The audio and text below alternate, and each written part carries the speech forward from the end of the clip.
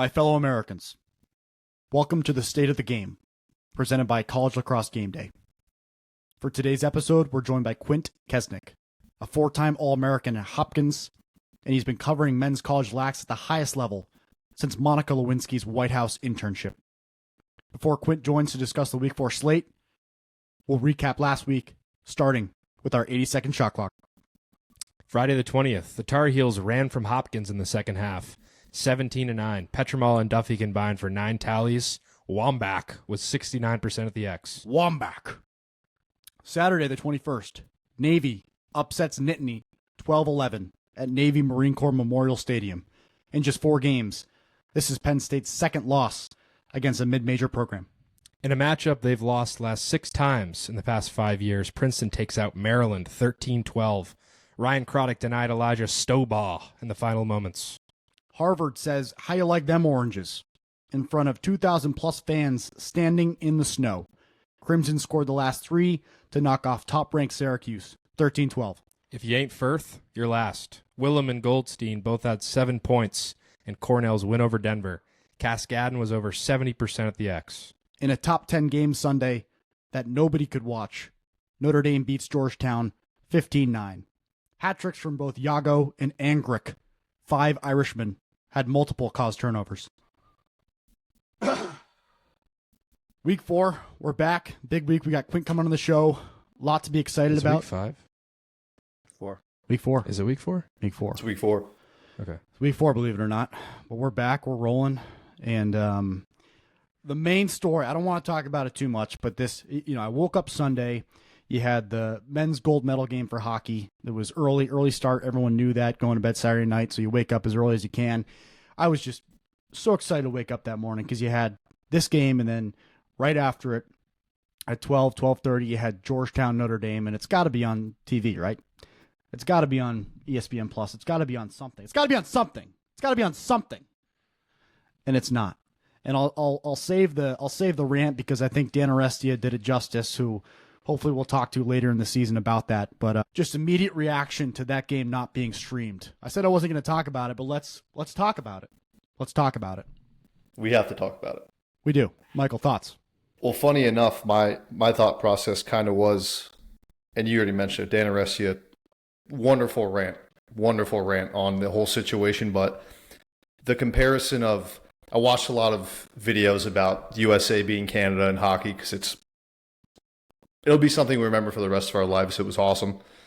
But a lot of podcasts, specifically the Barstool, Wake Up Barstool, they talked about how this game, this win for USA is going to be huge for the sport of hockey in America.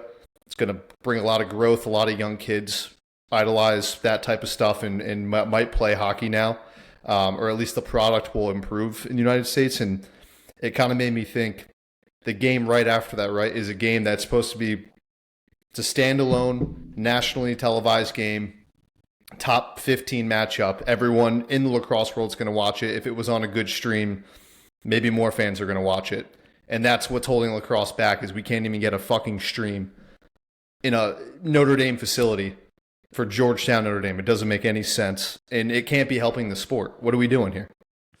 What are we doing? Yeah, I would agree. I mean, there's been games filmed in that facility before, right? There's been games streamed in that facility before. And, I think that's a game that has to be available to fans. It just has to be. It's that good of a game. It's, whoever wins that game is potentially, a number 1 team in the country. It's that big of a game, especially early on. And there was such an opportunity to, kind of own that time slot on Sunday, and we missed it. So, it's a disappointment, but I'm sure we're going to see a lot of Notre Dame and a lot of Georgetown, but this was an early season matchup that, we all wanted to watch and obviously had big implications. So bummer that we missed it, but, hopefully they learn from that lesson and, won't make that mistake moving forward.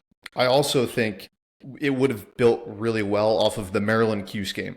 I feel like that game was just great.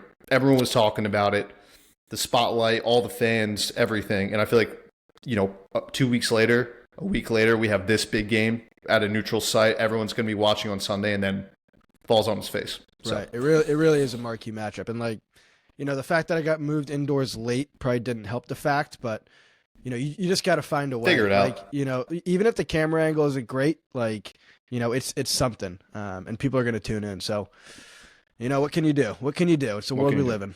Yep. You can just start a podcast and hope more people start talking about the sport, which is how we've taken action, and hope others follow suit and do the same.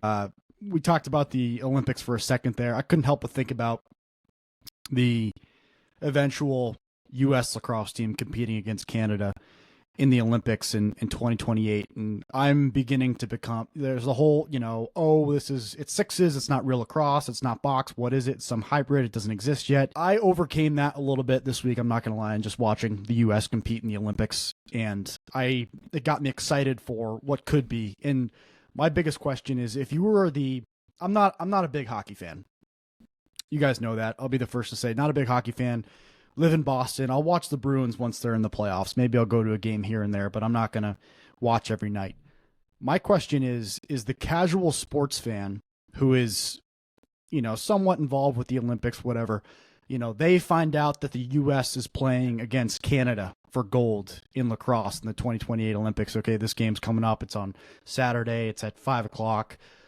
Are people who are like myself as it relates to hockey, who are kind of on the periphery of lacrosse, do you guys think they'll be excited and want to watch that gold medal game against Canada or against whoever it is, or watch those games? I'm curious. I actually think that they will. Like, I think the USA-Canada rivalry is as old as time, and I think, this men's hockey and women's hockey, games the last week or so, I think they just elevated that rivalry. And really, what we can look forward to is like it's not guaranteed, but it's a likely gold medal game, USA versus Canada in 2028, and that's the next iteration we're going to get of USA versus Canada. It's probably not going to happen in basketball. It's probably not going to happen in soccer. It's probably not going to happen in a lot of these other team sports. So, I think that's something to look forward to. Like USA Canada, the next time that those teams meet in the Olympics is probably going to be in lacrosse in 2028. So that's exciting, and I think that's something that could bring, a ton of new fans to it, especially if you get an ending like you did in hockey. Yeah. Which, as history shows, like most of the time you do. The sports are very comparable, and you hear it a lot. Like, a lot of guys in the NHL played box lacrosse growing up, so there's a lot of, there are people who will watch, the first Olympics, but I do think from another lens, it has to do with a lot of momentum. You got to think after this Olympics with hockey, the people who didn't watch this game are sure as hell going to watch it in 4 years. Yeah. So if it's a success, the Olympics are great. It ends up being USA Canada, which it probably will be, and it's highlight, drama, everything you could ask for. More people are going to watch the next time. That's just how I think it's going to go. It should go. Right. Like, perfect example. Like, I didn't really know who Jack Hughes was before Sunday. Now it's like, I'd be excited to watch him anytime I see him, whether he's playing for the Devils or whatever he's doing. Like, I don't know, he just became an icon in a second. And I think there's an opportunity for a lacrosse athlete to maybe, reach something like that. Obviously not as big, but the opportunity is there, and that's exciting. So I think until 2028, like, we just need to keep pushing it. And by the time that game comes, like, that's the golden ticket, I'd say. I mean, when you think about the Summer Olympics too, like, what team sports are there? A lot of it's like track, basketball, field, soccer, basketball, and like baseball. And in basketball, the U.S. is very competitive, but lacrosse might be that next sport that we're like a world leader in comparison to Canada. My fear is that the perception is, if we win that gold medal, U.S. wins the gold medal in lacrosse, the perception from the media is going to be like, oh, well, of course he did. It's not, I don't think people realize how good Canada is at lacrosse, or even these other countries. It'll be interesting to see who that third place team is. There's guesses right now. Japan could be up there. It's going to depend upon who is included on those other teams and how the rosters end up playing out. Because, like, if you're on Team Italy, do you have to be Italian? Do you have to, know the name of 5 Italian restaurants in Boston's North End? Like, what's the credentials to be on Team Italy, on Team Ireland, whatever? So I don't know. I'm curious. I think it'll be competitive, especially in the sixes format. 100%. And I think, I don't know if this is 100% true, but I think only 6 teams make it, since it's like an inaugural sport and it's a small pool. So you're going to get USA, you're going to get Canada. I think the Haudenosaunee are going to have a team. I believe so too. Probably get Japan, and then, there's 200 other countries fighting for those 2 spots, right? So whoever those 2 teams are going to be, well-rounded groups. And I know Italy is a team that, could make some waves there. I know Australia is a team that could make some waves. I know Jamaica. I know England, right? There's a ton of teams that have the opportunity to really develop over the next 2 years and take those last 2 spots. And that's only going to help international growth. So, I think it's an exciting time and something to look forward to. But who's your can we make a starting lineup? This might be a tough exercise to do live on air. This but is now tough. I'm really thinking. I don't know. I think the PLL Championship Series this weekend will tell us a lot about who those guys will be. So, And Mike, you're going. I'm going to have to take some notes. Yeah. Maybe it'll sway me in my traditionalist ways a little bit. Just being there live, Tell us why you're going. Well, yeah, I friend of the podcast, actually the first ever, don't forget, the first ever CLG guest, Lance Madonna, is playing for the Outlaws this weekend. He got brought up, hasn't played in the PLL yet, has been in the player pool. I thought he should have got drafted with his career at Richmond, but he's playing down there. We're all going to send it and watch some great lacrosse. I've never seen Sixes in person,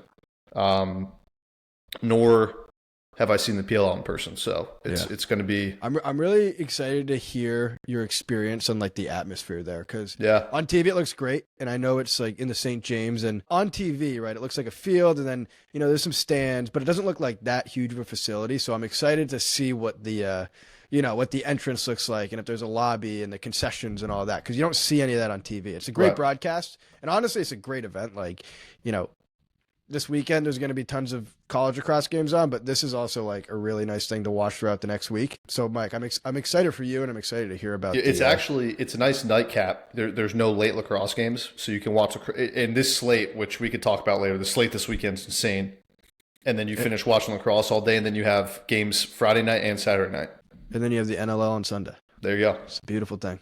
Yeah, you hinted at the slate this weekend. It's home run after home run after home run, and we're going to get there soon. We're going to go through it with Quint Kessenich. He's not going to provide his picks because he's a job at ESPN. We don't want to jeopardize that, so we can't be too opinionated, but he's going to provide a great breakdown for some of these games that are coming up, and that ties into our College Lacrosse Game Day Pick'em, powered by East Coast Dyes. Keep playing.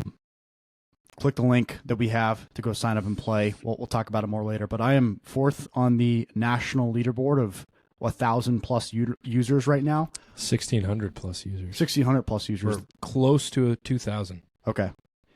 So 4th is not bad. It's pretty good. It's pretty good. It's getting tough. I said this in our announcement of the winner, but like, if you are playing and you're following along, which I hope you are, if you can get 100 points on a weekly basis, you're probably going to be in a great position to win your league, which is hard to do. 100 points that's a good week in my book. And the winner, who's won nationally each week, has gone down like 10 points. Every week. And I think this past week especially was very difficult. There's tons of upsets. There was not a lot of consistency. Like, I don't know, a lot of games that people didn't pick to win, like winners won. So, yeah, I mean, it changed every week. And like you said, if you get 110 plus points every single week, like you're probably going to be top 20 nationally. The week one guy, I think, got 161 points, and I think this week was like 134 or something. Like 30-point difference. Yeah. It's getting tough. I think the max points you can get, so 15 times 10. It's 195, I think. Yeah, I think we calculated it Is at one max. point. 195. Yeah. So getting over 100, it's pretty good. We'll get there. First, we're going to go to our next segment brought to you by Hackies. Don't forget to like, follow, and all that fun stuff. Any other editorial comments, Brett? No, I'd say one thing that you might recognize if you go on the app, CLG Pick'em, powered by East Coast Dyes, is we have the concept of a power picker now. The 250 most engaged users, those who've been along the ride the whole time, starting week 0, people who have submitted picks every week, and those who on average have 160 or more points. You are part of a subsection, or you are qualified to be a power picker. So you'll see emails, you'll see some other cool stuff, discounts, etc. So thank you so much for following along, getting going with this early, and hopefully more people can be added to that list. So don't know if it's coming in. Don't know if we're going to talk about it, so let's just talk about this hat for a second. Pastel hats are in. Orders are coming in from our fans. I mean, this thing is friggin' sweet, man. This thing is awesome. Please give us feedback On a on merch bookshelf. and stuff. As you go to the store, the quality of everything that we've gotten so far is really nice. I have the Champion hoodie on. It's embroidered as well. I think the new logo came out really well, so we're going to continue to just make improvements to the store, but the pastel hat's been selling pretty well, so go on and get yours, and yeah. Next segment, Hack of the Week, brought to you by Hackies. We love these guys, can't say enough good things. We have a nice collection of Hackies at this point. We got the Syracuse stick, the Maryland stick. We got the 4-pack of the minis, the goalie stick. And we cannot wait to bring these things out to the beach and play with some freaking Hackies. And just to remind you guys, they're padded so you can whack the crap out of each other and have a great time. Hack of the Week.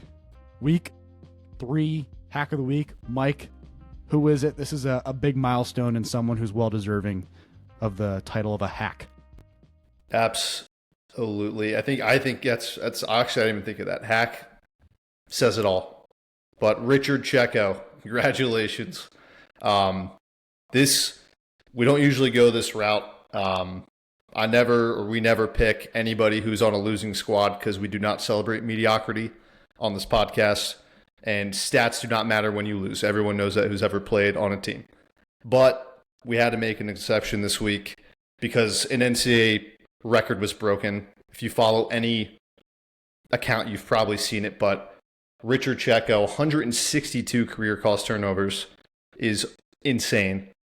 I don't know what's in the water in Bethlehem, PA, but he surpassed another Mountain Hawk, Craig Chick, who had 160 caused turnovers, which is an insane number for anyone who's played lacrosse. Caused turnovers are hard to come by, not an easy thing to do. I got to shout out Larkin Kemp. He mentioned last week on the podcast, with stick technology, pockets, it's getting harder and harder to have caused turnovers. Richard Checo is the art of the takeaway. Arguably the sexiest defensive stat you can have is a caused turnover. Richard Checo. His name should be next to it. Just some career notables, because you got to throw them out there.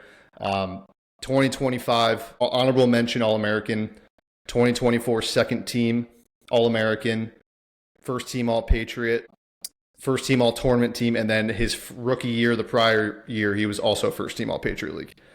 So all the accolades, his name will probably be up at that record for a pretty long time. That's not easy to break. So congrats, Richard. Hack of the Week. Way to go, Richard.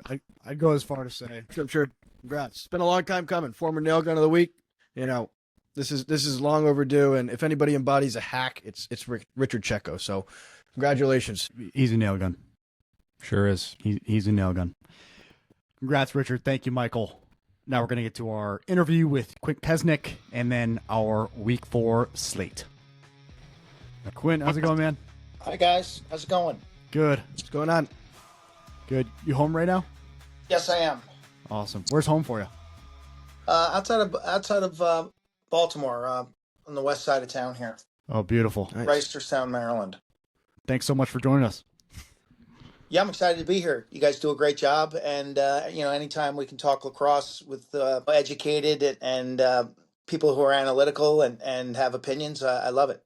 Yeah, slow down. We're not. We might be the wrong guys if you think we're that intelligent, but we love the sport nonetheless. But I've been listening to you for years, as I'm sure a lot of our listeners have, and there's countless quotes that we can bring up. The one I thought of, so we had Larkin Kemp on last week.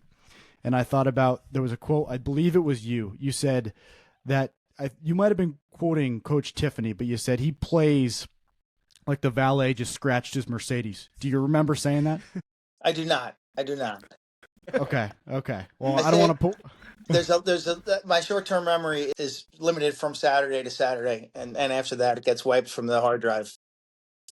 I mean, the mix of all the sports too. I can imagine how all that kind of just goes away. But I think the hard thing though is when you come up with something good like that and you say it once and then someone else says it, and like Mark Dixon the other day was saying, write down Keenan Street, and I was texting him and McEnany. I'm like, no, does he know that it's Franklin Street in Chapel Hill? It's not Keenan Street.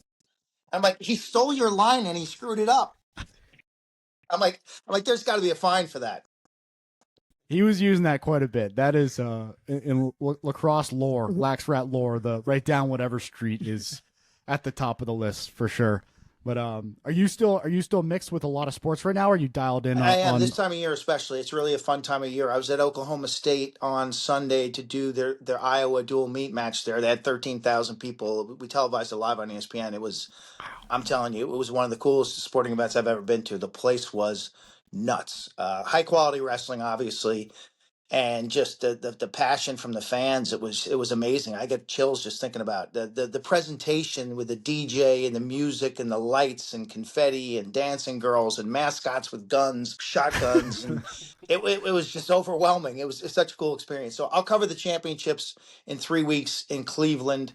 Again, I got hockey in early April in Las Vegas, the Frozen Four, and then I dig into lacrosse now. Simultaneously, I'm helping coach my daughter's team, her high school team right down the street here. So that keeps me busy in the afternoon. So it's an exciting time of year. I've got like 3 different piles on my desk, and I just try to do a little every day to keep moving forward. Wow. Well, we appreciate being in one of those piles. This means a lot for us. That the scene you put on for the wrestling championship, 13,000 people, that's pretty amazing. Is there anything our sport can learn from the presentation that you saw in Iowa? Well, exactly. I think about this winter portion of our schedule. It really is not conducive for fans or even for televised lacrosse, other than, let's say, that game up in Syracuse. That was a strong show. It was a strong crowd. It was indoors. You had good conditions. 12,000 fans, loud. Again, the passion of those orange fans. They know lacrosse. I tell you, that's a savvy fan base. And that's a quality product. That's a product that we could put on ESPN and not flinch. But when you're talking about some of these other games now on Saturdays that are played in front of 100 people, 200 people, snowbanks on the sides of the field, poor conditions. It's just not a product that we want to put out there. And so I think that's kind of a catch-22 with starting the season so early is, the games get better on it. The game's going to get better in March, April, and May. And right now we got to be careful about what we show to the country. Yeah. I don't want to beat the drum on this because it's been a popular topic, but just if you have one comment on the Notre Dame Georgetown tape not being or the live footage not being available for the Lax Rat, any comment or anything you'd say about that? It is unfortunate because it is on Huddle, so it was not done to give any kind of strategic advantage. It was not done to prevent Georgetown or Maryland or Maryland. Who they're playing next week? They're playing Maryland. Notre Dame's at Maryland. Georgetown's Ohio State. So it wasn't done. It wasn't done really to give any kind of competitive advantage. It was just a situation, I guess, at Notre Dame where they got some budget situations this year where they're not putting the live stream up, and it's really unfortunate because that was a standalone game that would have generated a lot of eyeballs. I mean, standalone games to me are really where we need to get to. And then he's talked about it, the Thursday night window. The Friday night Hopkins Carolina window did really well, and those games do great on social media because folks like yourself are watching and you're pumping out more highlights, you're pumping out more opinions. When everyone's log jammed on Saturdays, again, less eyeballs but less social media. So I echo what Anish said. Thursday night, Friday night, Sunday time slots are really strong too. So if I were a coach with some vision who's innovative, I would try to slide some of my games into those better windows. Yeah, absolutely. Yeah, no, we totally agree. Quint, just kind of want to, get to know you a little bit. So obviously you went to Johns Hopkins, you were a standout there, and you've been in the commentating world for a long time. Can you just give us an idea of how you got into commentating and, where the journey really started for you? When I was a kid, I would sit around. I had 2 older brothers and a dad. My dad was a high school football coach. He was a high school baseball coach. He started the lacrosse program at Oceanside High School on Long Island, eventually got handed it to somebody who knew what lacrosse was, and he coached baseball there. But so we were always watching TV sports. I grew up on Long Island, a town called Limbrook. It's a 40-minute train ride out of New York City, and it was kind of a working class community there. We had great rec lacrosse, and I started playing and played a bunch of sports, but I was constantly watching the Mets on TV and chirping at it. I was talking about giant football and so TV and sports were kind of my upbringing.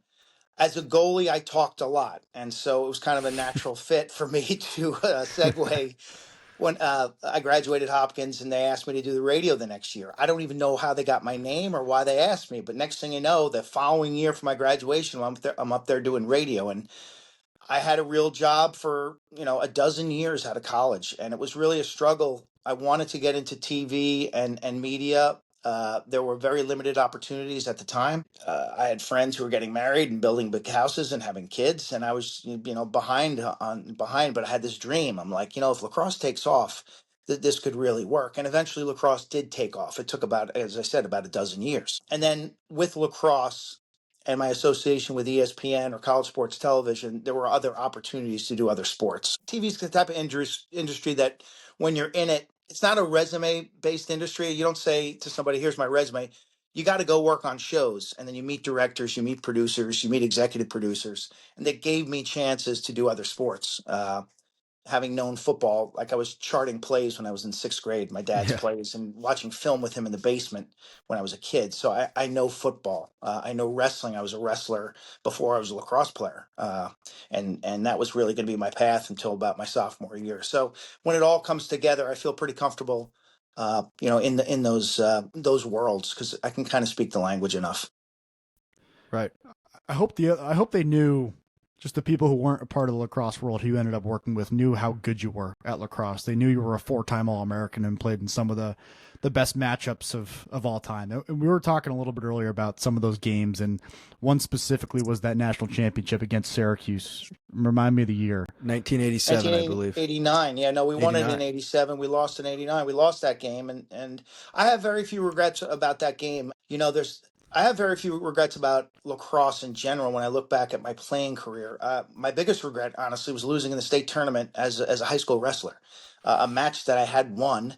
And I held on to a 3-2 lead and got reversed right at the buzzer and lost. And my whole life of wrestling was over. And that was the last wrestling match. So for lacrosse, it's like there's always another game. There was the next season. There was pro. There was club, and so there was always something to look forward to. But that's the only sporting event that I really have regrets over. But the basis of that loss was like holding on instead of being aggressive. That became my style on the lacrosse field. I made a deal with myself every time I shook hands with the other goalie that I was going to be super aggressive. Every 50-50 play, I'm going for it, because I can't live with myself to be conservative, and that's how I played, and I'm proud of myself that I continued to play that way in college, in club, and then I got, one year I played indoor, I played defense, but just that aggressive mindset, and that's the only way to me that you should play the game. You got to identify your style and then really pursue your style. There's nothing scarier than a confident goalie. To any attacker, midfielder, if you have confidence and you're a confident goalie and you play that way, it's tough to play against you. So Yeah, if you I just didn't care. We beat Syracuse in the '89 opener. Okay, that was the only loss they took in 3 years. They beat us in the national championship. Both games were 1-goal games. In the first half of that meeting in early March, I gave up 2 empty net goals for boneheaded plays where I was running around the net, chasing, trying to double team attackmen, trying to solo clear myself. 2 empty net goals and a half. And I remember being halftime, and I'm like, that wasn't good. It was a close game. I'm like, wow, we should really be up by a lot. And I'm like, you know what? You got to be more aggressive in the second half. You got to keep going for it. That's fine. It was just bad luck. The law of averages will even out, and ultimately they did even out because I didn't give up many empty net goals. But that was like an example of, and coaches, our coaches were great, and my teammates were great. They didn't like tap me on the shoulder and said, "What the hell are you doing, man? Like, you're out of control." They just knew that was the way I played, and that kind of came with what I was going to do. Yeah. It's funny you say that because, like, you say that, and what I immediately think of is the current freshman goalie for Johns Hopkins right now, Dash Lamity, who, last week against UNC had a couple bad turnovers. They didn't have their greatest game, and, I think they pulled him in the fourth quarter or whatever. They were down by a couple, but, it's such a hard position for a goalie to make mistakes, especially as a freshman on that stage with all the pressure in the world. What would you tell a guy like that? Would it be like, keep your head up, or like, you got to get better? It's a humbling position. I mean, he's earned a spot as a freshman week one, which is incredible, and his play in those first couple games was off the charts. I think he's Right. superiorly talented. I mean, he is He's flexible. His top hand is fast. His positioning has been good. His clearing outlets have been just wonderful, especially for a freshman. I just think that's a case where it's a first road game against a highly ranked team, and the game starts moving a little fast, and maybe you put too much pressure on yourself. So again, you go back to what you do well, boil it down, keep it simple. When you're playing really good teams, the margin of error gets, you got to be careful because the shooters are so good, and you got to be willing to Right. tip your cap at good shots and not let it affect you.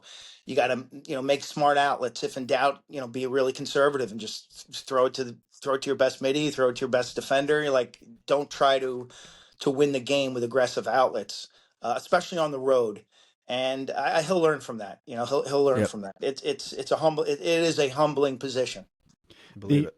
I have a ton of questions just about and I'm not going to get into it, but the Hopkins program and just the amount of, I guess, pressure that there must be playing for that program, because the alumni who care and what you guys have been able to accomplish. And I think there's, regardless of how Hopkins is doing, there's always this pressure from guys like us in an attic talking about lacrosse and all other places who are like, are they going to figure out, is Hopkins back? When will they be back? What's the timeline for Coach Milliman?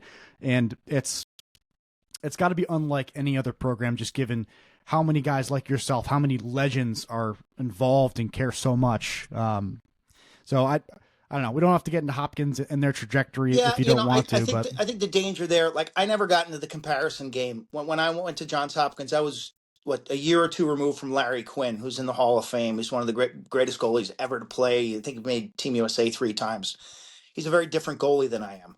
So I never got in that comparison game, but you do feel the standard at these programs like a Syracuse, a Virginia, Johns Hopkins, a Carolina, a Cornell. You feel the standard. You see the plaques up on the wall, and you feel that, and that shouldn't have anything to do with what you see on Saturday, but it should have everything to see what you do on Sunday through Friday. Me and my roommate Dave Halland, we started lifting weights on Sundays, heavy leg day on Sundays. Okay. And everyone was looking at us like, well, what are you guys doing? We run so much back then. We used to run on Mondays, like hours, like sprints, timed quarter miles. And we would torture ourselves on Sundays so that we could do a secondary leg workout on Wednesdays and get 2 done in the week. And it was a short-term pain, but a massive long-term gain. And we both got faster. Again, that was just an example of this standard that's bigger than just winning on Saturday. It's winning championships. It's being your absolute best. It's it's feeling that the legacy there to make you work harder, to get you to practice earlier, to take extra shots, to stay late and throw outlet passes. It's just that constant pursuit of a level that you want to just keep improving. It's beautiful. What were you putting up on legs? I assume it's a lot because you're a wrestling guy. We had a pretty good strength coach for the era. He was this guy out of York, Pennsylvania. I think he was majorly on steroids, but I never, I could do more than 300, but there was never any reason to, I was in somewhere in the 225, 275, 285 type range, but I could clean 225 easily. And I'm trying to get back there now. So I'm close. I'm at 205 now as a 58-year-old. Wow. Wow. Are you? I'm still trying to climb without getting hurt. It's the hard part. It's a pursuit of excellence. Are you still playing at all in Placid or any of these men's league tournaments? No, I shoot on a bunch of girls, high school goalies, and that's and occasionally I'll hop in net if they shoot tennis balls. So are you just hitting the weights right now? I'm asking because in terms of your reporting and your commentary of games, you are on the field. You are active. Yeah. I can think of so many examples of you holding a goalie stick in the rain in Albany and showing us, why a certain form is better than the other. I think of one specific moment is, I think you did like a Western standoff between the two Kavanaughs in PLL week 1, and they were just face to face. You were in the middle with the microphone, just setting the stage for the PLL season. You are active, more active than a lot of guys I know who cover the sport. Why is that? My dad passed away in his 50s of a heart attack. So that's been, I was in high school. So a healthy lifestyle has always been important for me. But besides that, it's like my mind, like I'm a little ADHD. And if I don't exercise, I'm not in a good place. My sleep gets impacted. So if I can corner off 45 to an hour a day and go at it hard, whether it's running, lifting, some kind of cardio, I'm just better in the other hours. My mind is in a much better place. I'm much more productive. And with my football schedule, doing all those games on the road and the travel and the lack of sleep, like to exercise, to eat healthy, it's like survival mode, man. It's pretty rough when you get, your game goes to midnight, you get back to the hotel at 1:30 and your flight's at 6 a.m. and you're getting 3 or 4 hours of sleep to get home to see your family. So just that's always been a part of who I am. Like my happiest when I'm working out or out on a lacrosse field shooting on some goalies. That's awesome. That's great. You want to talk about the rankings a little bit? Yeah. The Quint's top 20 I specifically. guess right before we get into that, those 2 sticks behind you, what's the significance to those? None whatsoever. They're old women's sticks, but they look good on the wall. They do look nice. I have a stick I will show you. Okay. It's this thing. This thing is ridiculous. This is the defensive stick from like the late 60s, early 70s. If you got hit with this, That looks like a weapon. I just cannot. The game has changed so much. This thing would break your arms. I mean, it is like an axe handle. I don't know if you guys have ever chopped wood, but that's exactly what this thing is like. No, it looks crazy. thick. Like these guys used to run around the field with this. It's got this thick tape on it. You can see you could do some serious damage with this thing. You start hand cleaning with that thing instead. You don't need a barbell. I'm serious, and the wrist strength you need just to. Yeah. I mean, that weighs probably as much as 3 or 4 defensive poles right now. Yeah, 3 or 4 times the weight. Wow. Well, Stick technology has come a long way, for better or worse. Well, ball retention, I'm from an era where ball retention was the ball popped out of the stick. I've seen guys played with basically tennis rackets, and which created some really fun defense because you could go out and play the ball and throw crazy checks, and the ball was on the ground more and there's more transition. Game has changed. It's advantage to the ball carrier now, and defense has changed. wouldn't it be nice? So nice. That actually just made me think, like, me and Dan played at Hobart, before I went to Hobart. There's a lot of like footage of 1973 Hobart team on YouTube, full games, and it is mayhem. It's absolute mayhem. I mean, that makes plenty of sense. Yeah, ball popped out of the pocket, ball's on the ground more. It's simple. And then because of that, there was more transition and less settled sets. Shooting's definitely changed. I used to watch warm-ups to see what kind of pockets the guys on the other team had because it was really important because like there were certain players who had a leather pocket that was super tight and the ball would just pop. They didn't have to wind up much. And there were other guys that were starting to use the bigger bags and had a bigger hook in their stick. So it was really important to identify the way the ball came out of the sticks back then because there was more of a variety. Yeah. And now you're playing with a woman's stick at practice. That's got to be back to I have both. I can't use that woman's stick every day of the week. It would drive me nuts. You got to really crank it. Make sure that goalie's ready to go for game day. We'll get into the slate in a second.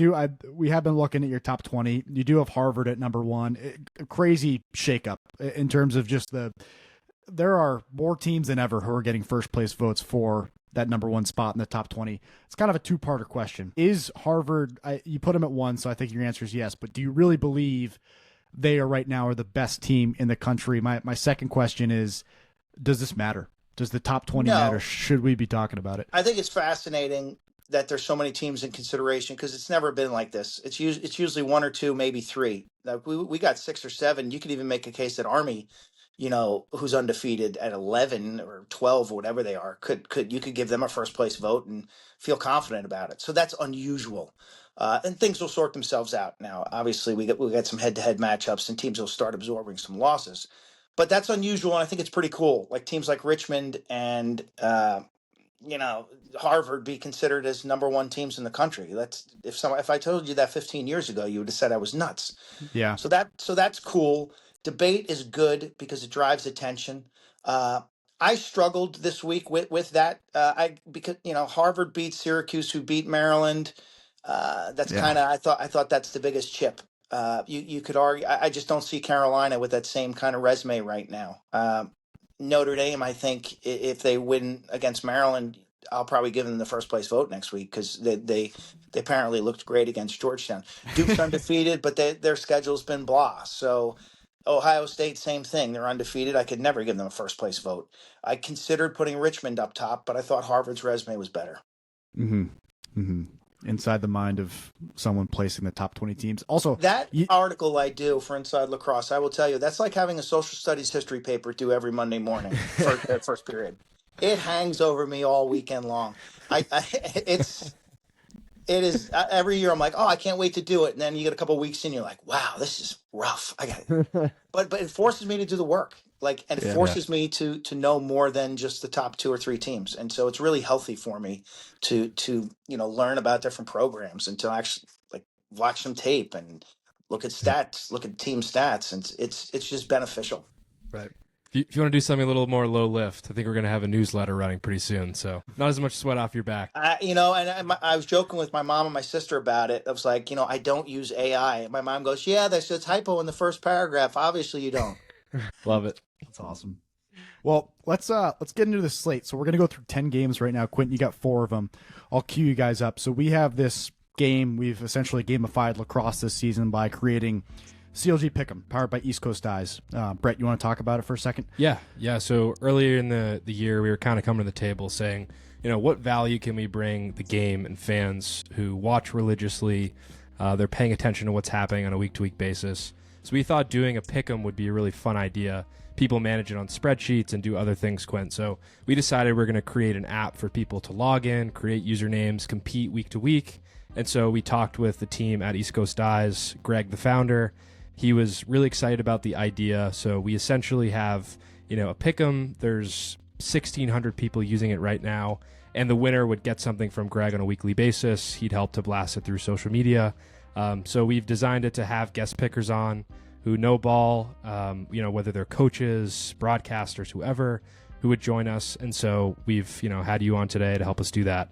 But really excited about, what this app has done for us and the opportunities that it's given us to have people on and engage with lacrosse. So I'll hand it back to you, Dan, and we can get going. Thanks. Absolutely. And it's all kind of coming to a head for the tournament in May. We want to make a bracket that everyone's using, everyone's involved for, and we want the user account to be ludicrous for that bracket because it's so easy. It takes 5 minutes, and you probably can't get a perfect bracket for March Madness, but for lacrosse, shoot.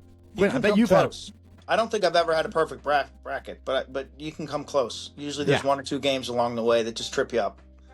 Yep. And hopefully it's like that again this year as lacrosse keeps getting more competitive with teams who we don't typically see on Memorial Day weekend playing at a high level throughout the season. So we're going to start with you, Quint. We're going to go through 10 games. These are the 10 games that will be featured on the application.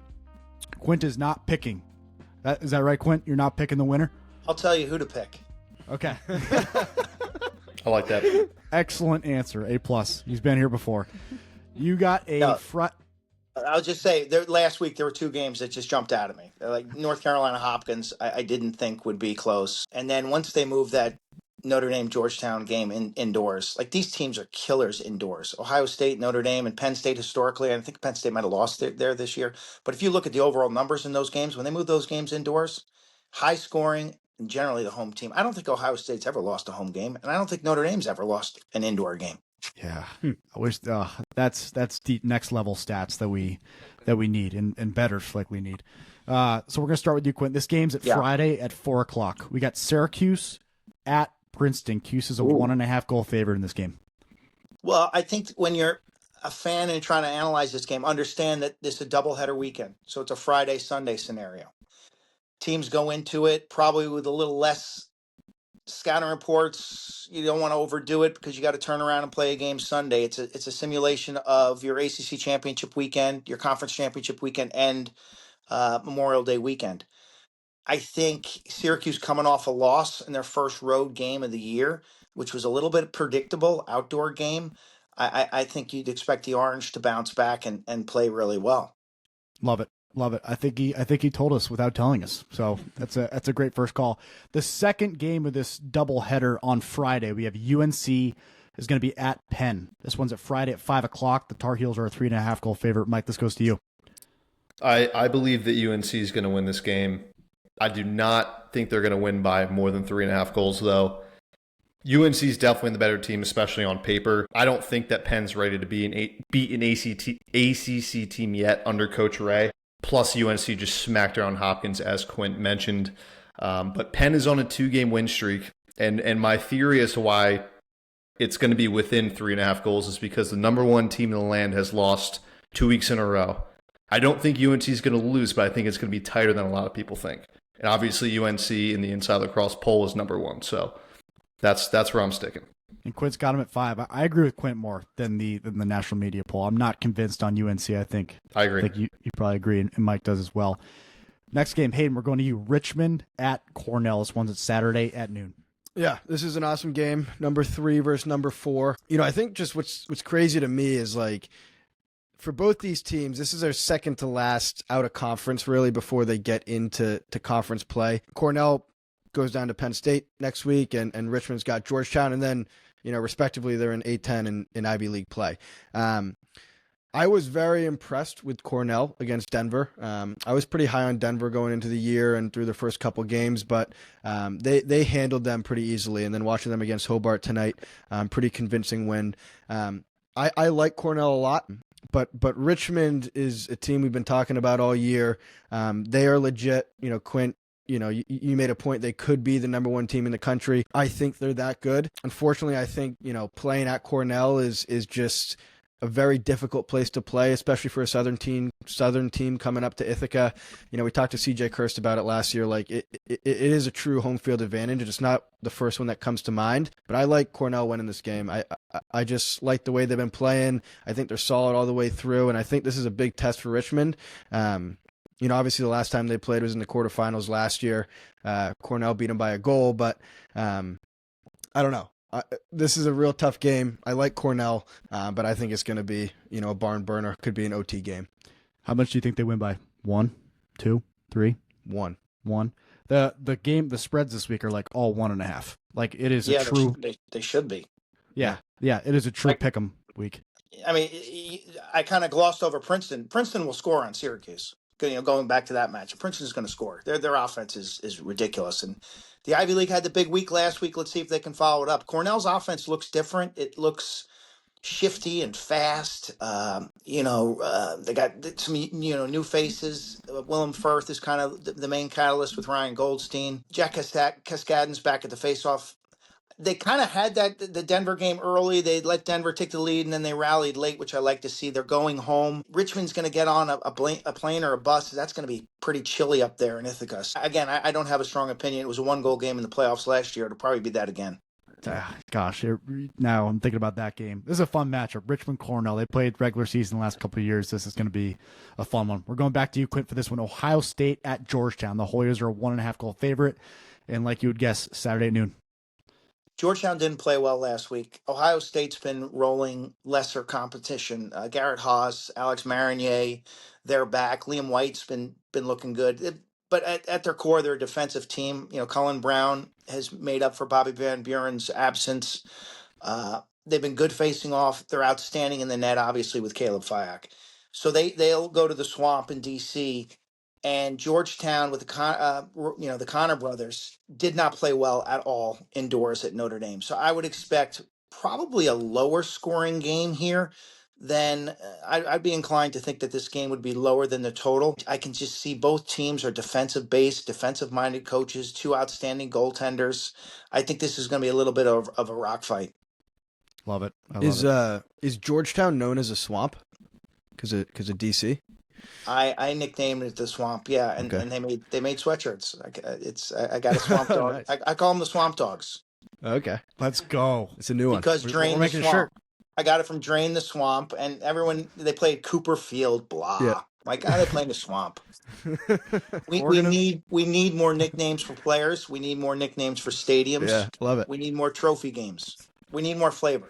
You're damn right. There's nothing better than the alternate mascot. Like whether that's something that got canceled years ago or it's a new name that kind of like for instance UMass being the Gorillas. Like that's awesome. Exactly. Give me that. Give me throwback uniforms. Give me just. I'm less of a traditionalist than people would ever think. I love it. Next one, we got Mike. You are doing Albany at UMass Saturday noon. I'm going to take Albany to win. I think it's going to be a toss-up. I'll take Albany by a goal. I would actually pick UMass if UMass wasn't playing tomorrow against a good Brown team. I just think that's a tough turnaround Wednesday to that Saturday game against Albany. I do think Albany is better on paper than UMass, but UMass is kind of flying under the radar. They're 3-0 since they lost to a good Army team. They're putting up a lot of points. They're scoring a lot of goals. They beat some lesser opponents, but I think Albany's going to be a little shocked by how good UMass is, but I think they pull it out by a goal. I think it's going to be tight. It's a good little rivalry, about probably like an hour drive. Albany, UMass, it's got to be pretty close. Deceptively close. Yeah, across the border rivalry there. Hayden, going to you. Navy at BU, Saturday noon. Yeah, it's another great game, Patriot League game. I think if history tells us anything, it's really difficult to predict what happens in these Patriot League games.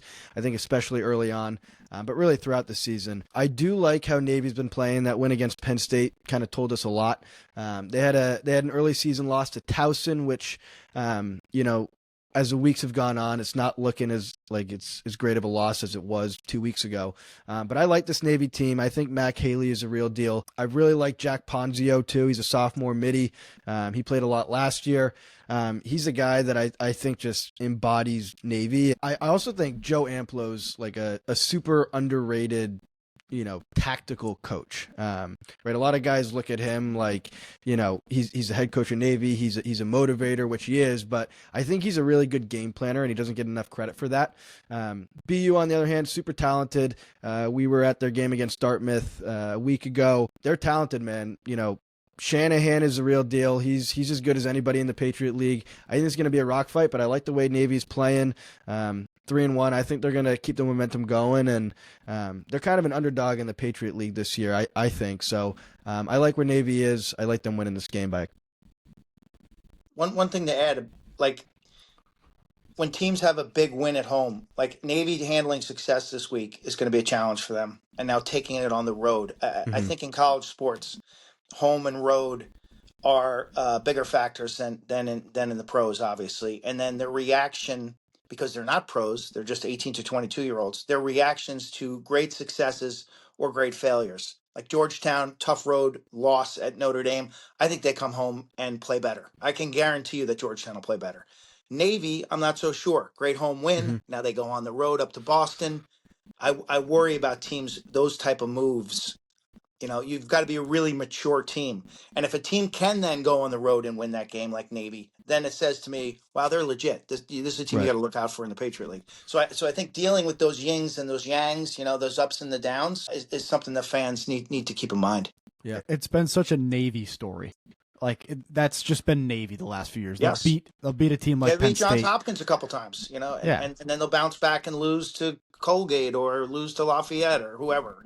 Again, you see that the performance line, the inequalities in the performance line. Like going back to the Albany loss to Penn, and it wasn't close. And Penn's beaten Albany a bunch of years.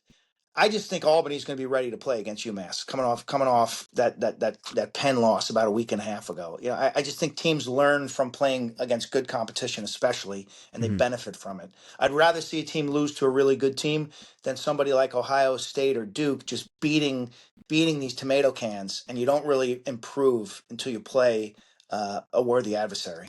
Right, until you get woken up by somebody better. It happens. It's fantastic insight. I don't want to judge a book by its cover, but you seem like a guy, Quint, who loves the Patriot League. Is that fair? Well, I have a huge respect for Army and Navy. I mean, if I had it my way, Army and Navy would be playing for the national championship on Memorial Day. I mean, that would be the greatest thing ever for the sport of lacrosse. We would get more than 1 million viewers.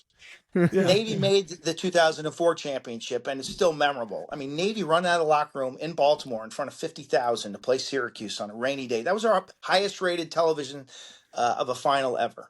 Wow! Really? And, you just feel it on Memorial Day. If those two could ever work that out, sign me up. The flyovers, there's tanks, just everything. A flyover. Could we build up the theatrics? I know I think it's a CBS has that game every year. It's not ESPN, but for the Army-Navy game specifically, could we build the theatrics up for that a little bit, in your opinion? I've covered that game, back when it was on college sports television, and it's an amazing game. I mean, Yeah. it's physical, it's well played, it means a lot. It's got attention in both those communities and in the larger military communities. So it's got a significance that it's hard to quantify, but it's just big. Rivalry games are huge. Hopkins will play Virginia this week for a trophy game. Cornell, Harvard, like we rivalry games. We need to put them up on a pedestal. Ohio State, Michigan, because non-lacrosse fans understand rivalry games. Yes. Non-lacrosse fans understand. So they say, oh, it's Ohio State, Michigan.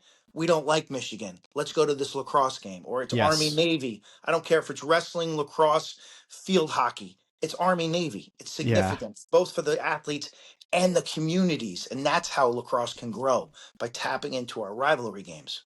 God, you should have been there. I mean, the first half of the podcast, we're talking about USA USA-Canada and the hockey game, and then how that USA-Canada. translates. Yeah. People who won't watch a single hockey game for another 5 years are sitting in the airport staring and screaming at the TV, "Go USA, go USA, go USA." Like that. That's a great example. Does You're it all happen? over. Does it happen 2028? It could, but again, that's where you can get a non-lacrosse fan to say, "Okay, that's USA, that's Canada. I'm on one side of that fence or the other." It gives you an easy mechanism to root and watch. Yeah, absolutely. That's excited for 2028. We got a lost track. Sorry, we got 3 games I'm left. good at that. I love it. Quint, it's going to you. This is probably the biggest game of the weekend as well. Notre Dame, 1.5 goal favorite at Maryland, Saturday noon. Very interesting, because Notre Dame's coming off a very impressive win. Nobody saw it. I texted their coach today. I'm trying to get some video clips to look at them. They did put some highlights on social media. Their midfield, Notre Dame midfield, and talking to Georgetown assistant coach this morning, I did. Notre Dame's midfield was really the difference makers in that game. They've got guys who like Will Maharis, like Will Angrick. They've got Matt Jeffrey. They've got some athletes, Jalen Seymour, guys who can get downhill and get to the net. And that's where they won that game. Their attack, they got Josh Yago is maybe their leading scorer right now, the transfer from Air Force. They've got a freshman on the Brock Bierman's playing a little bit, but they got Teddy Lally coming in and doing a nice job. So their offense is better than I thought it would be. Their defense, I think we knew would be good with Sean Light down low and Will Donovan up top. And Donovan's impact on faceoffs will be huge. So Notre Dame starts slow.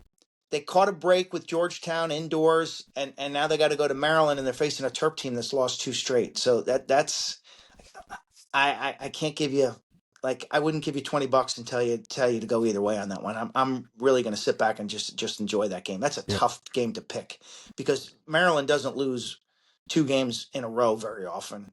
Maryland's unlikely to lose. I mean, has John Tillman ever lost 3 games in a row? Good question. Great question. And I wouldn't want to see him after 3 in a row. That's their defense is not the same. Their goaltending hasn't been what it had been in the past. I think they're just not as connected defensively. I think the personnel is good. I just think it's taken some time. And then they're young. They got the transfers, Chris Lyons, Leo Johnson. They've played okay, but the second wave of middies, the young guys like Higgins and Spencer Ford, they just don't seem like they understand their roles yet. Goal scoring wasn't an issue in their most recent loss. It was defense. But that's a.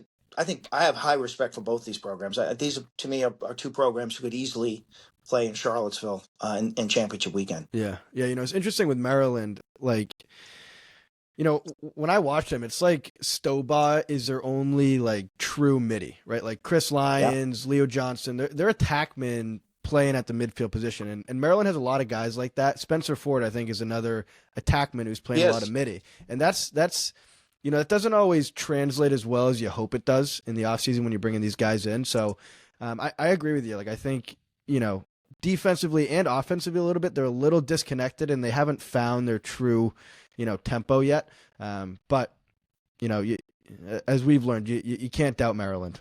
No, their face-off game is strong. They're well coached. I love their long poles, AJ Larkin and the kid Trevor Owens. If you watch that Syracuse game, big number 52, that guy's a monster. He's 6'6". He was everywhere. So, Brian Rupel's got to step up and make 1 or 2 or maybe 3 more saves. The one thing I like Rupel, I think he's good. his body language sometimes is he's just kind of a flatliner. And it worked for McNaney, but I want to see a spark out of my goalie every now and then. You know, I want to see a fist pump. I want to see a guy going after his defense. I want to see a little more spark. Yep, I love that. That's the game, at least as a fan, because you got to make a decision, right? You got 12 p.m. noon Saturday games. That's going on the big screen. That's the one where you go to the bartender, say, hey, sign into my Big Ten Plus account. Here we go. We're going to watch it on this channel. I should have asked, are you covering a game this weekend? I'm off this weekend from the sport of lacrosse and from all sports. It's crazy. It's like Wow. the first March Saturday I've been off in 20 years. We do not, I don't think we have any linear lacrosse games this week.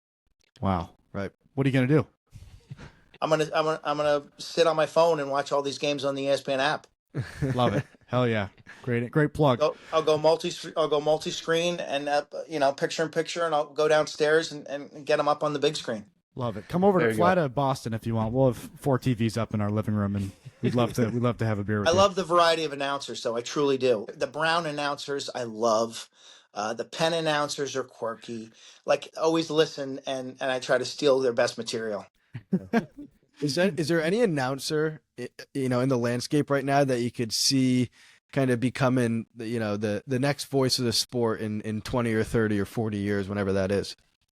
Well, I mean, there's some talented announcers. I mean, Ryan Boyle and Paul Carcaterra are sensational. Eric Law is a guy who just retired from the PLL, Denver Pioneers. He's done some games in the past. He's very, very good. Yeah. If he ever chose to pursue that, he would be outstanding. And my guess he's going to get into coaching, but perhaps he can maybe do some PLL games down the road. His work with limited reps was next level. You could tell right away. Yeah. Drew Carter, when you asked that question, Drew Carter was a name that came to mind. I know he's done a number of lacrosse games. He's a play-by-play guy. I mean, he does the Boston Celtics, for crying out loud. Yeah. He's going big time. He's going to Hollywood and was fast. He's going to leave this sport. Big time. He is going big time. We all know it. I'm not sure he knows it, and we're just trying to steer him in the right direction. I love so it. young. He's so good. Yeah, that's we want to keep you, Anish, True in the game as long as we can. I think so highly of all you guys. Like, seriously, we all do. We're so lucky they decided to stick with this thing because we know there's big opportunities knocking the door for how good a Drew job. I'm like, that guy's Jim Nance when Jim Nance was 26. He looks like him. He can sound like he's got a great voice. He's willing to do the work. He's got a bright future. If Drew were a stock, I'd be all in. Yeah. He was the Jim Nance Broadcaster of the Year at Syracuse when he was a student there. I looked it up because he deserved a shout after a Virginia Hopkins game a couple years ago. Let's keep going. Quint, you got a family to get back to, and we got to wrap this up. Mike, going to you, brother. Yeah, Yale at Penn State. This game is so confusing to me. I just, if you looked at this game week one, you wouldn't even think this would be a great game, Penn State Yale, just because of what Yale did last year, and then they open up with a loss against Army, and you're like, are they going to have another down year? And then they just come out of nowhere and smack BU, which I didn't expect at all, personally. But I mean, they got another stud goalie who had like 20 saves in that game, so that's kind of the Yale identity on that defensive side of the ball. And I can't figure out Penn State at all. I don't know who they are. They get upset by Villanova, then they beat Princeton, and then they get upset by Navy. And then we're back to square one where I don't know what they're going to do against Yale. I have no idea. I mean, they got studs all over. They got Alex Ross on the defensive end. They got Hunter Aquino on the offensive end. They're great on paper. But, I mean, this game is just a complete guess for me. I'm going to take Penn State. I'm going to take them to win by 2 goals, but it could really go anyway. I have no idea. It should be a great game. Good take. Hey, we got Michigan at Denver. This is a fun one. Michigan's a 1.5 goal favorite. Yeah, I'll be quick with this one. I haven't been too impressed with Michigan this year. They don't really have a quality win. The last 2 games, they lost to Army last week, and then they lost to Lehigh the week before, which was a tough loss. They're going to Denver. Denver just lost to Cornell, who I think is real good, but Denver had some flashes of greatness in that game, and I've been saying, Denver's kind of been my my underdog team for the whole year. I love Matt Brown. I think he's so primed to take this Denver program to where it needs to be. I think this is a game that Denver is going to win at home. I just think they're a little bit older, a little bit more connected, and a little bit more, primed for this next level than Michigan is right now. So I like Denver winning this game. I think it could be close. Michigan, plays teams close, but I like Denver winning this game. Quint, coming to you to wrap this thing up. We got Hopkins at Virginia, Saturday at 3:00. Virginia is the favorite here by a 1.5 goals. The Doyle Smith Cup they play for. Hopkins won there 2 years ago in a 1-goal game. Matt Collison had a big game. It was high scoring. I think it'll be interesting. Joe Hobart, Hopkins Fogo, if he plays or if he doesn't play, that was a big storyline against Carolina because they lost the possession battle in that game 44-23. Hopkins only had 23 possessions and still managed, 11 goals. So their offensive efficiency was fine. It was right at 39%. And Carolina's was a similar 39%. I don't have a strong feeling. I think Virginia stars, Brendan Millen, McCabe Millen, Kyle Colsey, I think those guys will give Hopkins defense some problems. But I think Hopkins passing is going to give Virginia's defense all sorts of problems. And again, I see a game that could, if the weather's nice, if the field's fine, it could be in the 14, 13, 15, 14, 16, 15 range. That's unless one of these teams says, you know what, we can't defend, so we're going to slow it down. But Lars Tiffany typically doesn't want to slow things down. And I think Hopkins can score on that defense with their ball movement. So I would say a lot of action, a lot of goals. Could be a fun game. Could be a really fun watch. Yeah, that might be my favorite game because you got two programs fighting for their life seemingly after a tough start. It's a borderline must-win for both teams. Yeah. I think that's going to be a great game. That it's two blue bloods going at it. Power 3. This is right. Cross conference Power 3 lacrosse. The Doyle Smith Cup, is that what it's called? Doyle Smith, he was the sports information director it was a Johns Hopkins grad who was a manager for the team. He's a very, very nerdy and smart guy who lived in Charlottesville, and he started keeping records in the 70s and 80s of all these lacrosse games that were played, and no one was compiling stats and having them centralized, so to speak. So people would call him on the phone saying, "Hey Doyle, this is our coach at Hobart. Smith had 3 goals, 2 assists," and this guy was hand doing this over the phone for decades. Badass. And so without his work, all of these records from games in the 70s and 80s, there weren't unified box scores either. He standardized the common box score that you see right now. And he standardized, saves a stat, a ground ball's a stat. Obviously there's assists, caused turnovers. So he was really influential in creating the template for lacrosse statistics and maintaining like an archive of historical stuff long before computers, long before fax machines. This guy did it on the pen phone and paper on his own time. Yeah. And you think about that now with computers, it would be easy. But when he did it, it was all over the phone without computers. Wow. What a legend. Yeah, that's great a piece guy, of history. Great guy. He loved ground balls. He loved up-tempo lacrosse. I met him at the beginning of my career. It was kind of the end of his career. He was an eccentric guy. He was not normal, man. He was like a stat genius. Wow, love ground balls. Is there a better compliment than he loved ground balls? That might be top of the list. That's all. That back then he was like, I said, who do you got today? He goes, well, the team that gets the most ground balls is going to win. Hopkins averages 42, and Virginia averaged 48 ground balls, so I like the Cavs today. Do you think he could be the coin to say ground balls win games? Is that from him? Yes. If you attributed to that, anyone who knows him would say, "Oh, that's what Doyle used to say." Wow, that's awesome. Thank you for that. We might have to make a history lesson, a weekly segment, because that's fun. I enjoy that personally. That's killer. Quint, we can't say thank you enough. This was awesome and hopefully very insightful for our listeners. I know we learned a lot. What might be fun is, do you have any feedback for us? How can we do justice for the game that you've done so much for and continue to carry the torch in, a different medium than being at the game, but, talking about it from an attic in Boston and hopefully someday being at the game. Exactly. Anytime you get a chance to get out of the attic, I get out of the attic. Like for me, the best thing about my game is I get paid to go to watch Syracuse practice on a Friday before a Saturday game. And, I'm like, and Clark and I were like, man, we get to go watch practice and we're actually getting paid for this. This is incredible.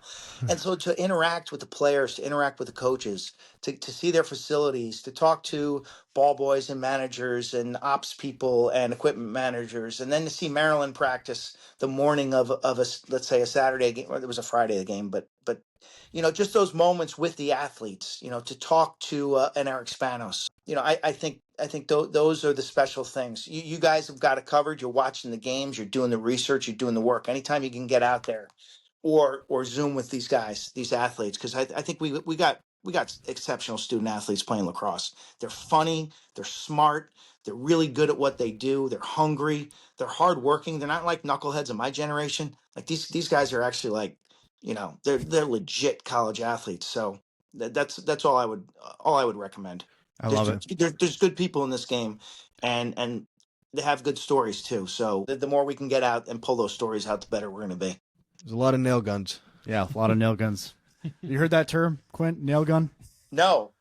What is It's it? just- How do I use it? I'd love to hear it on a broadcast, but a guy who's like, it's like someone who loves ground balls is a nail gun. It's essentially like, I don't know, you can't, you know it when you see it. It's a guy So who's Will Schaller is a nail gun. Yes. Absolutely. yes. Or does Zach Whittier shoot like a nail gun? No. I like the first usage better. I like usage. the Will Schaller being a nail gun. Aiden McGuire was our preseason nail gun of the year. McGuire he is. Eric Kolar, the shorty Sure. for Maryland, will be a nail gun. Yes. Correct. Yes. Yeah. It's the gritty guys who just excel on the field, in the trenches of the game, but also, when you talk to them, they just have it. They have it figured out. They have a way to just take a room over. And you're like, that guy's a gun. You're a little scared too. Like it's a nail gun. You don't want to screw it. Johnny Mullen is a nail gun. Yeah. Nail gun. Sure. Yeah. Nail gun. That guy, I would never mess with that guy. You're a nail gun, Quint. No. If my teammates would say that I was a pretty boy, actually. No, you're a gun man. Thank you so much for joining us. This has been a blast, and we hope to keep in touch, and we'll be listening to you all season long. Thank you for what you've done for us and for the sport of lacrosse. That was fun. Thank you guys. Thanks to Quint Kessenich, legend on and off the field. That was a fun interview for us. I hope it was for him too. And gosh, I hope he says nail gun on air. Good job getting that in. Yeah, we had to get that in. Awesome guy, though. Thanks so much to Quint. Just a legend of the game, and continues to be a legend. So couldn't be more thankful to have him on. Yeah. D guy too. He's a nail gun. He's a nail gun. Yeah, 100%. One parting piece we'll give you before stepping away. As a lot of you know, we have interns who work for us. Kreese Divekev and Johnny on the Spot, both Hobart alumni, who've been beginning to create short form content for us, so we continue to, grow in the social media space. And they had an assignment this weekend. They went to New York City. They told us they'd be doing something fun, and they wanted to create content in New York City. And as the executive leadership team, the four of us, we are a little concerned with what they brought back. So do you want to share the final outcome of the New York trip with the CLG interns? High expectations going into this. Yeah. See what they did. You ready? This is the hot pizza, hot take from Kreese Divekev. Dami P, early favorite for a finalist for Touricon favorite. That game changed my mind. Nice. All right, I mean. Good? CLG Nation! Johnny on the spot. Kreese Divekev, baby. And we're coming at you live. From New York City! That's it. That's all we got. That was a weekend trip. Well, they didn't send me their stuff, and they were like, I had to ask. I was like, well, did you make any content? Did you guys do anything? Yeah, here it is. I Nice mean, job, boys. it looks like they had a blast doing it, at least. The crazy move was the rolling the cheese around the finger, going for the bite. Yeah, we might be putting them on a pip, but we'll see. Yeah. That's why we hired him. And enjoy the amazing slate we have this weekend. We covered it. A lot of amazing games. It's not too late to play Pick'em powered by East Coast Dice. So click the link, get on our website, have a blast. You can win weekly prizes, make a league with your friends, and it's all coming to a head for the tournament where you make a bracket and compete for a big, big prize. Thank you.